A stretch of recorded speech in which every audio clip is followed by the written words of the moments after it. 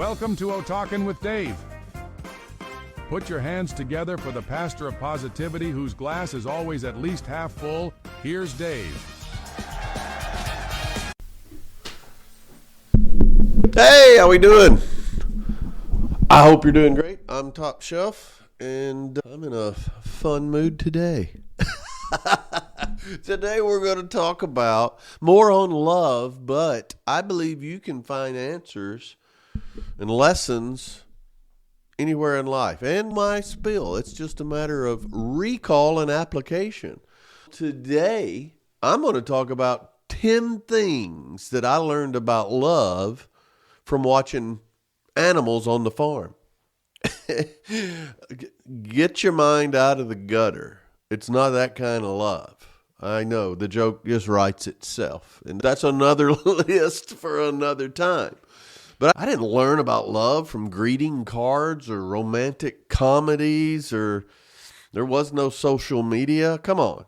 I learned it by standing in the mud, holding a gate, watching animals that had zero interest in my feelings and absolutely no problem letting them know how they felt about me.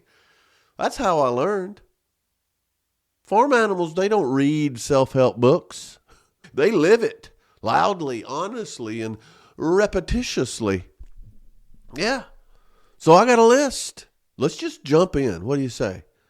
So first thing I learned about love from watching farm animals is love shows up right on schedule. Animals, they don't feel like it.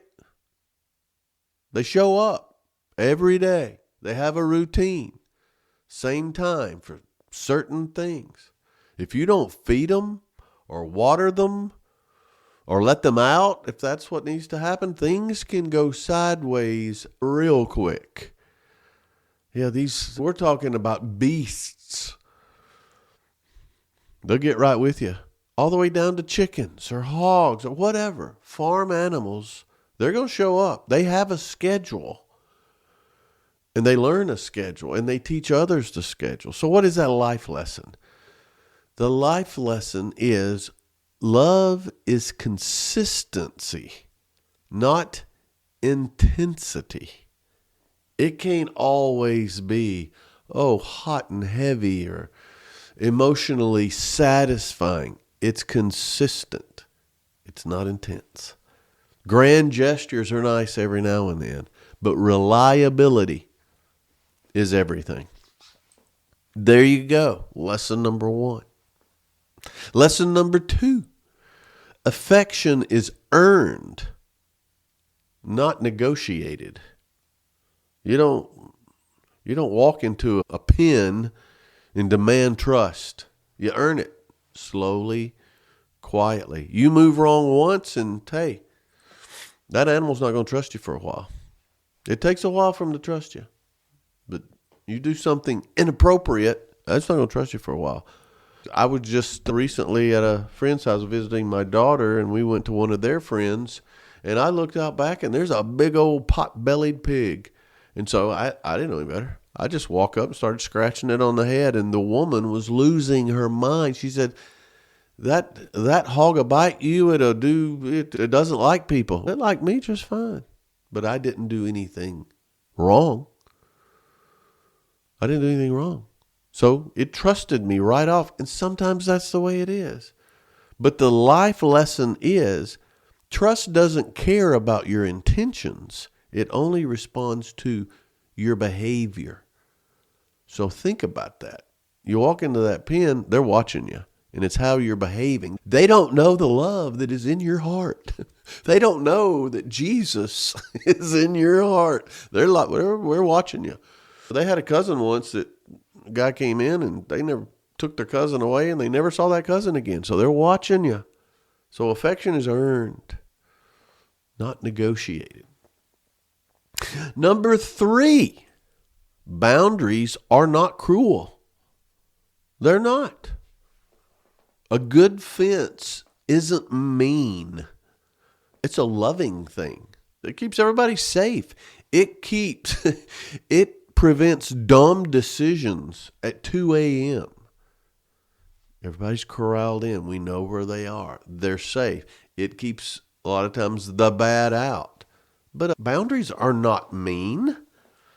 And the life lesson there is clear boundaries. That doesn't mean rejection.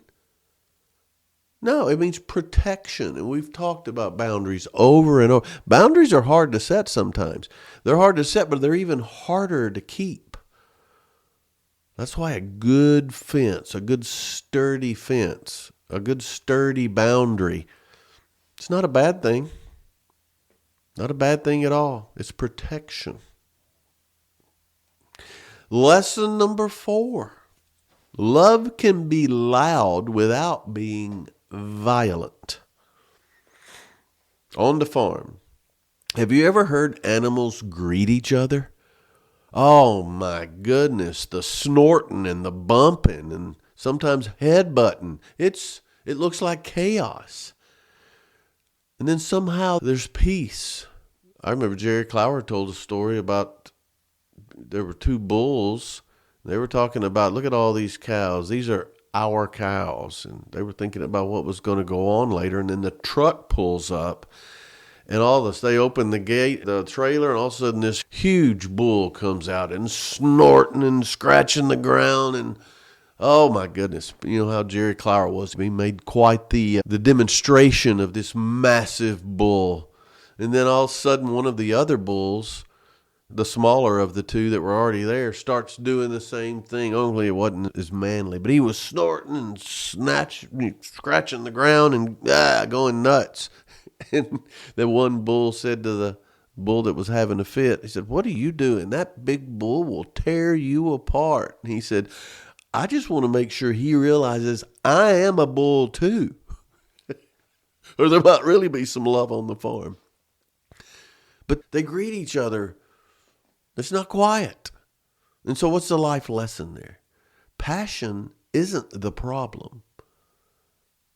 An uncontrolled ego is. An uncontrolled ego, jealousy, self-importance, all that. That's a lesson on love. Love can be loud without being violent or dramatic, full of ego. Lesson number 5. Learn from animals on the farm about love. You can care deeply without hovering. Don't you? Clingers, hoverers, mothers, animal mothers, they watch everything. They may not seem like they are, but they're watching everything. But they're not micromanaging. They're not clingers. They'll let the young ones fall and stumble and learn. That's what they do. That's how you learn. Fumble and stall. Yep. The life lesson is love isn't about control. It's guidance with restraint.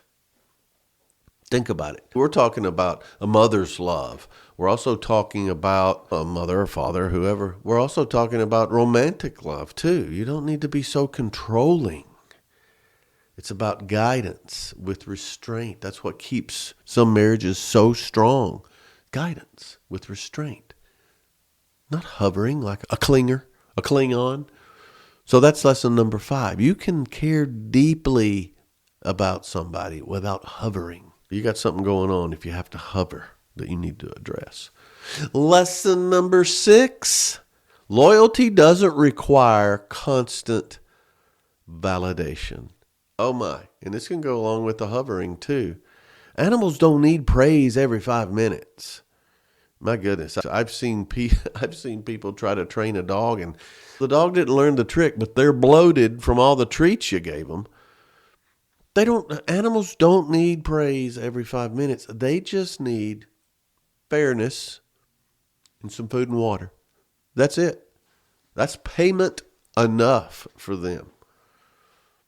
Loyalty doesn't require constant validation. And the life lesson here is secure love doesn't beg for reassurance all the time. And notice I said secure love.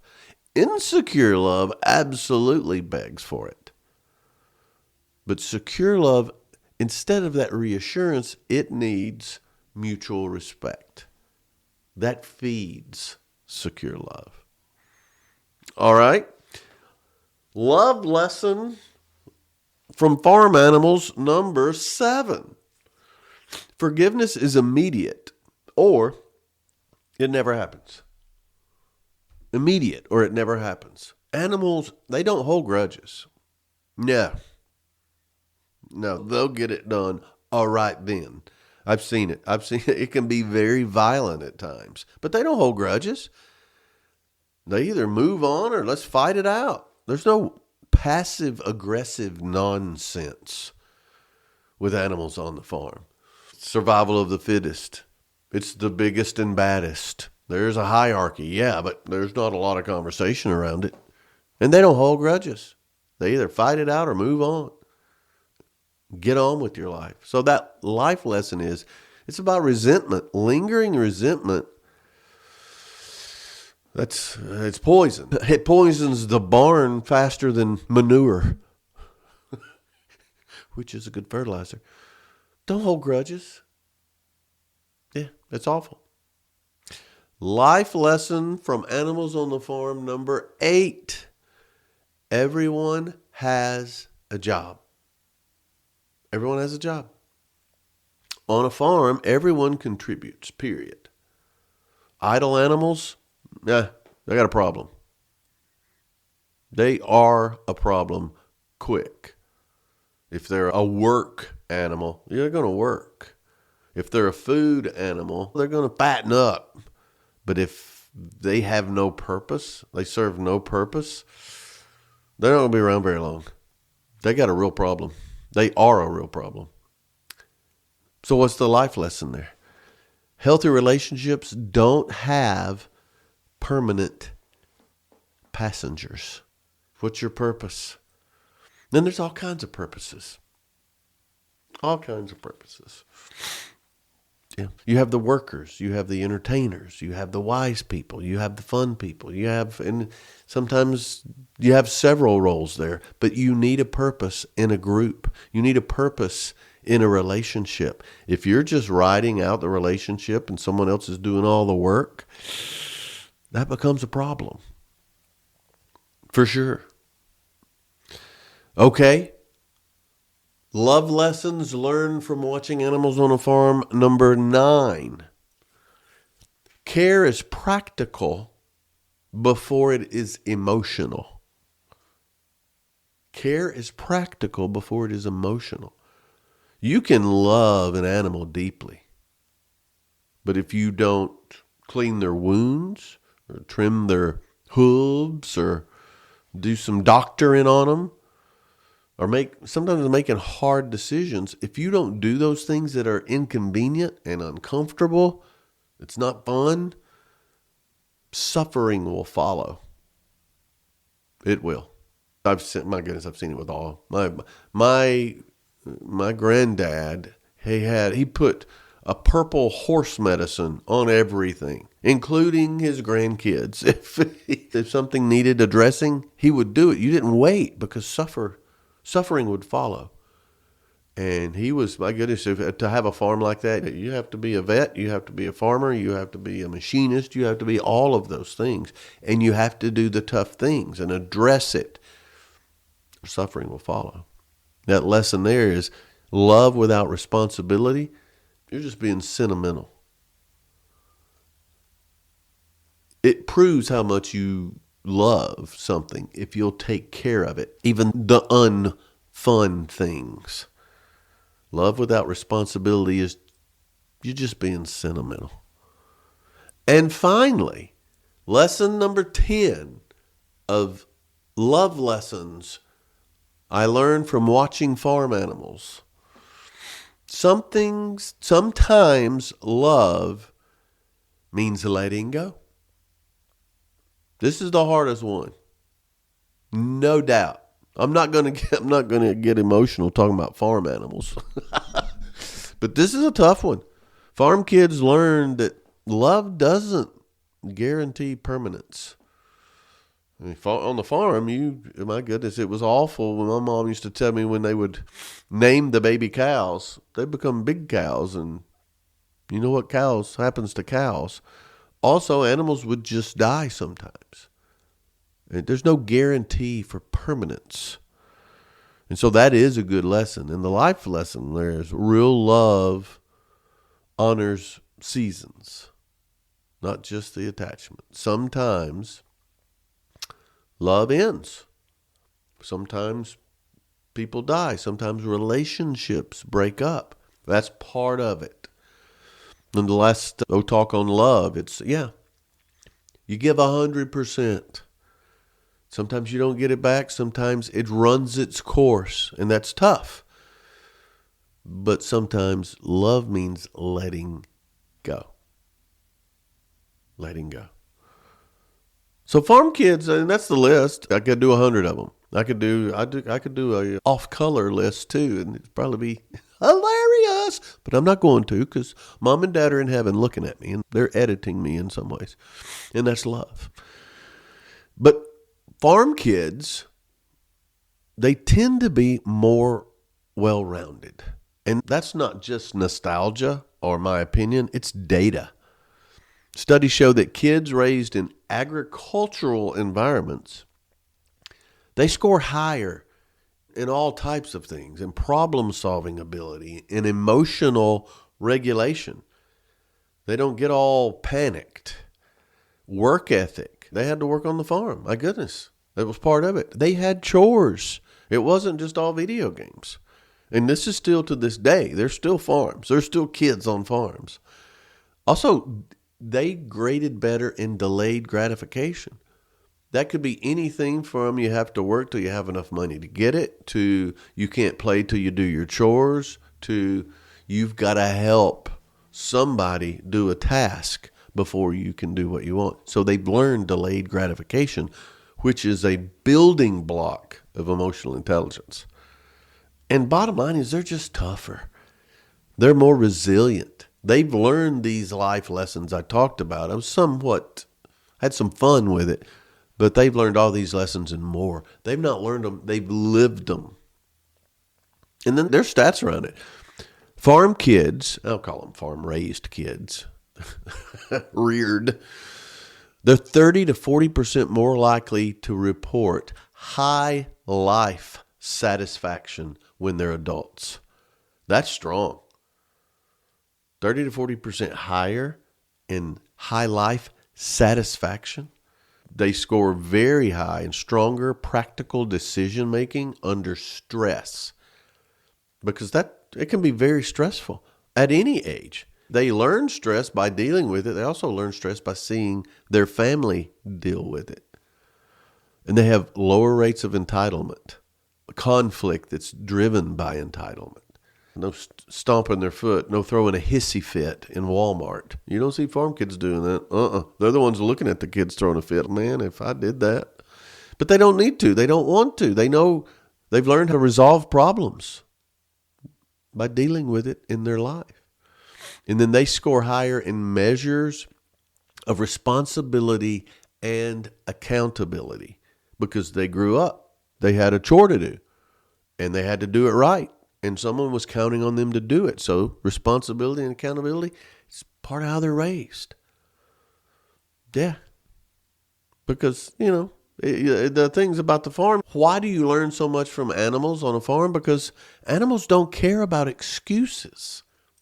No. Nature doesn't negotiate. I'm hungry. The grass is my food and it's raining. Nobody's going to bring it to me. Nature does not negotiate. And the work doesn't wait. That's it. That's why it's more dependable and consistent. And you can look at it. I'm not bad-mouthing anybody here. I'm just talking about environments. You can look at simple living versus soft living. The farm is a very simple place. You have to do it. You fix what breaks. You have to show up even when it's inconvenient.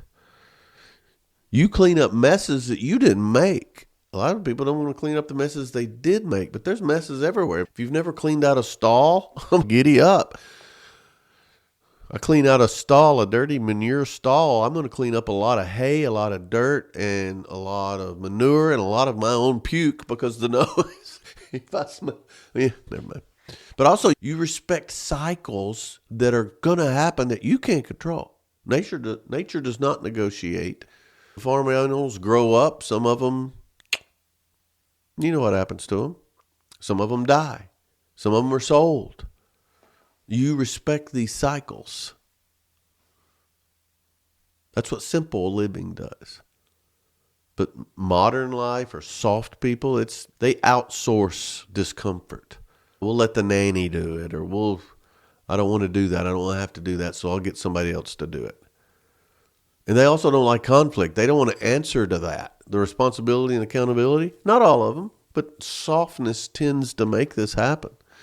They want that. They want an upgrade. Instead of fixing what breaks, no, we'll just get an upgrade. We'll buy a new one, a better one. That's not the way it is in a simple life or life on the farm a lot of times. And then they're more interested in performing love or emotions like that than they are of actually practicing. Yeah, I'm going to act like I love you instead of truly loving you, because I've been around a lot of farm kids. I've got quite a bit of feedback on my redneck hillbilly and white trash. This is something different. You bond together as a family, as friends. When you need help, the men, if you need help, you call a neighbor because he's going to call you sometime. That's how you deal with it. That simple life, it builds character. The other one builds entitlement or excuses. Yeah. So, animals taught me a lot. I pay attention to animals. Animals have never betrayed me. No, not at all. And you get out of so much more than what you put in for all these reasons we've talked about. But they've taught me a lot about love. Love is not always poetic. It can be very procedural.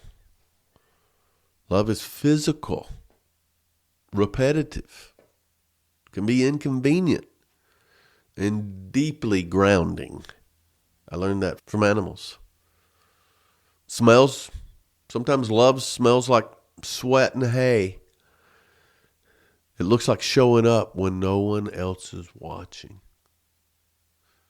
And it sounds like silence instead of speeches and performances. And if you can learn to love that way, that simple way, you're going to love people more than most. And you can give everybody 100% of your love, but you learn this simple love and loyalty and consistency. Doesn't have to be flashy. Yeah. If your definition of love wouldn't survive a winter on a farm, it probably won't survive real life either. So it doesn't need polish. It doesn't need fancy stuff necessarily, but it needs grit. I was married 37 years. You gotta have grit and the will to make it through in the hard times, in the inconvenient times. That animals taught me that. And sometimes the best relationship advice comes from something out there chewing grass and minding its own business.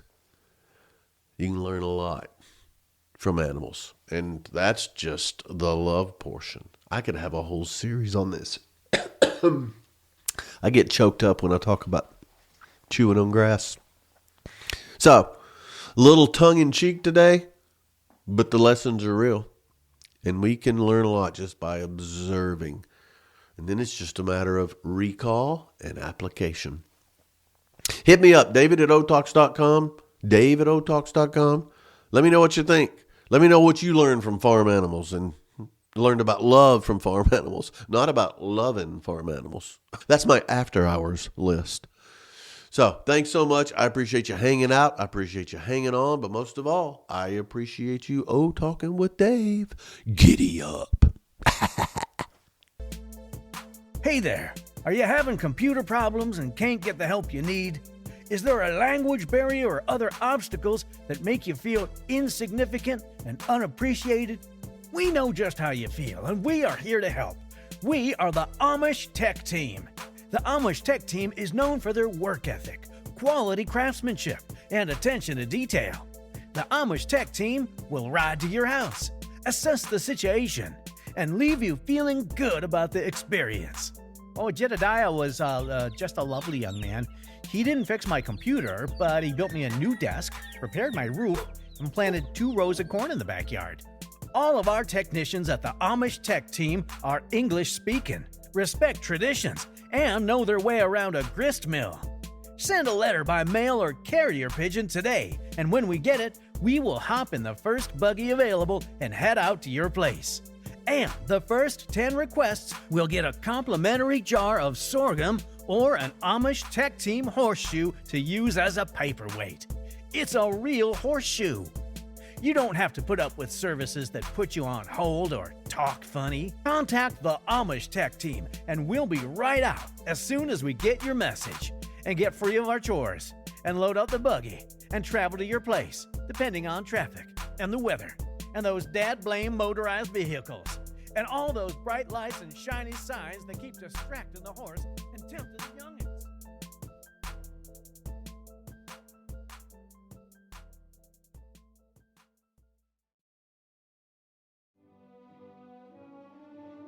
Hello there. Are you out of work or looking for a new career? Do you feel like you have a lot of potential and just haven't hit your stride? We know just how you feel, and we are here to help. We are Cult Leader University, and we have the curriculum for you. Clue offers options to fit your schedule.